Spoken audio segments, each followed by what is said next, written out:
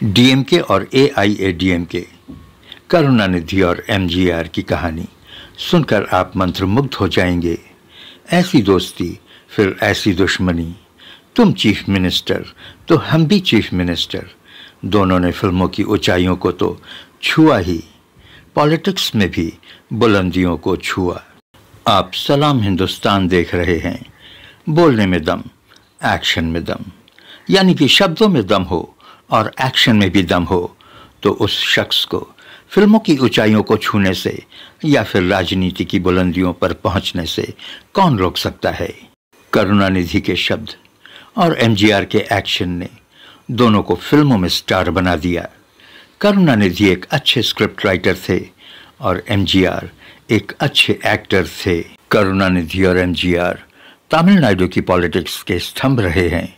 वे दोनों इस दुनिया में अब नहीं हैं, लेकिन एक समय उनकी दोस्ती की मिसाल दी जाती थी। दोनों एक दूसरे के पूरक थे। करुणानिधि की अच्छी स्क्रिप्ट ने एक तरफ एमजीआर को एक बड़ा स्टार बनाया, तो एमजीआर की अच्छी एक्टिंग ने करुणानिधि को एक बड़ा और नामी स्क्रिप्ट राइटर बनाकर उनको ऊंचाइयों को छूने में मदद की। एमजीआर का पूरा नाम मरुदुर गोपालन रामचंद्रन था, पर वो एमजीआर या एमजी रामचंद्रन के नाम से ही प्रसिद्ध थे। उनका जन्म 17 जनवरी को श्रीलंका में हुआ था, पर कर्मभूमि भारत बनी। दक्षिण की फिल्मों में एक और सुपरस्टार हुआ करते थे। वो एक दिग्गज राजनीतिज्ञ भी हुआ करते थे। ये करुणानिधि थे, जो एमजीआर के काफी घनिष्ठ दोस्त थे। लेकिन राजनीति ने कुछ ऐसा चक्र चलाया कि दोनों एक दूसरे के कट्टर दुश्मन बन बैठे। करुणानिधि और एमजीआर की दोस्ती दक्षिण की फिल्मों के जरिए हुई थी। करुणानिधि स्क्रिप्ट राइटर थे, वहीं एमजीआर एक्टिंग किया करते थे। करुणानिधि एमजीआर के लिए करीब 9 फिल्में लिखी थीं, जिनमें फिल्म मंत्री कुमार काफी हिट साबित हुई थी। 1950 में बनी इस फिल्म ने करुणानिधि को खूब प्रसिद्धि दिलाई थी। करुणानिधि और एमजीआर की दोस्ती काफी गहरी होती चली गई। 1952 के दशक में बनी फिल्म पराशक्ति ब्राह्मणवाद के विरोध में बनी थी, जो डीएमके पार्टी की विचारधारा से मेल खाती थी। शुरू में सरकार ने इस फिल्म को बैन कर दिया था, लेकिन बाद में ये फिल्म फिर रिलीज हुई, जिससे करुणानिधि को काफी पॉलिटिकल फायदा मिला। दूसरी ओर एमजीआर गरीबों के मसीहा थे। एमजीआर कांग्रेस पार्टी से जुड़े हुए थे, वहीं करुणानिधि डीएमके पार्टी का साथ दे रहे थे। एमजीआर गांधी जी की विचारधारा से काफी प्रभावित थे, लेकिन डीएमके के संस्थापक सीएन अन्नादुराई के विचारों से भी प्रभावित थे।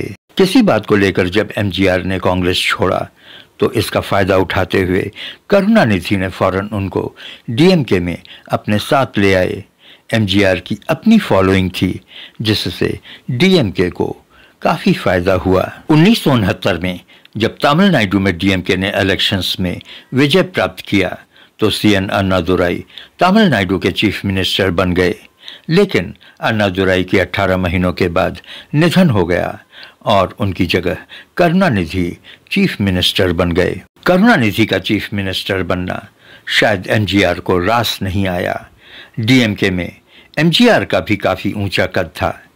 एमजीआर और करुणानिधि के रिश्तों में खटास आने लगी। करुणानिधि के तमिलनाडु के चीफ मिनिस्टर के बनने के साथ ही साथ एमजीआर और करुणानिधि के बीच की दूरियां बढ़ने लगीं। करुणानिधि को लगता था कि तमिलनाडु के लोग एमजीआर को ज्यादा पसंद करते हैं, भले वो चीफ मिनिस्टर थे। करुणानिधि को लगा कि ऐसा एमजीआर के फिल्मी बैकग्राउंड के होने की वजह से है। बस फिर क्या था, करुणानिधि ने अपने बेटे एमके मुथु को फिल्मों में लॉन्च कर दिया। एमजीआर ने करुणानिधि पर आरोप लगाया कि करुणानिधि पार्टी के विचारधारा से हट रहे हैं। करुणानिधि को एमजीआर की यह बात अच्छी नहीं लगी और वो एमजीआर को पार्टी से निकालने की सोचने लगे। इससे पहले कि ऐसा कुछ होता, एमजीआर पार्टी को खुद छोड़कर अलग हो गए और उन्होंने अपनी एक नई पार्टी बना ली। वर्ष 2010 में विधानसभा चुनाव के दौरान करुणानिधि ने एमजीआर को याद किया और एडमिट किया कि उनको मुख्यमंत्री बनाने में उनकी भूमिका बहुत अहम थी। करुणानिधि ने कहा कि उनके और एमजीआर के बीच मतभेद रहे होंगे, लेकिन सीएन अन्नादुराई के निधन के बाद जब उनके उत्तराधिकारी की नियुक्ति की बात आई तो उनके सपोर्ट में एमजीआर सबसे आगे थे। डीएमके से अलग होने के बाद एमजीआर ने 1 साल के बाद एक नई पार्टी का गठन किया। उन्होंने इस पार्टी का नाम एआईएडीएमके रखा।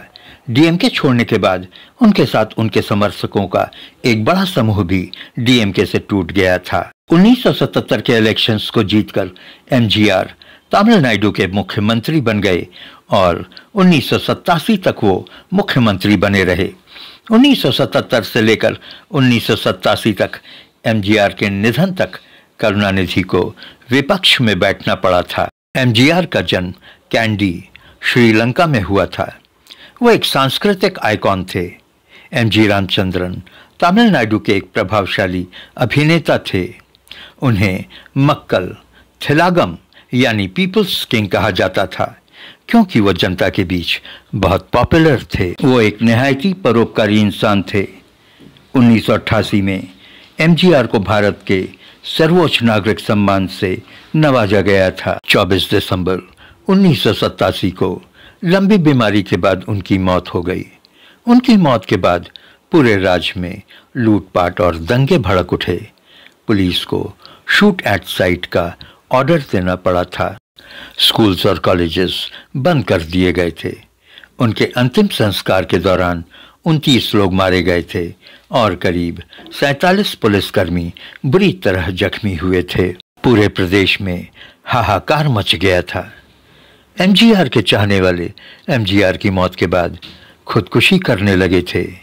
कई लोगों ने आत्मदाह कर लिया था तो कुछ एक लोगों ने जहर खाकर अपनी जीवन लीला समाप्त कर ली थी। कई प्रशंसकों ने अपनी नसें काटकर जान दे दी थी। एमजीआर की मौत से आहत करीब 30 लोगों ने अपनी जान दे दी थी।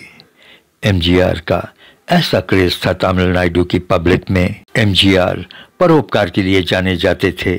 एमजीआर अपनी दोस्ती और दोस्ती को निभाने के जज्बे के लिए जाने जाते थे। एमजीआर फिल्मों में अपने स्टारडम के लिए जाने जाते थे। आम जनता में एमजीआर हद से ज़्यादा पॉपुलर थे। कृपया लाइक, शेयर और सब्सक्राइब करें। देखने के लिए धन्यवाद।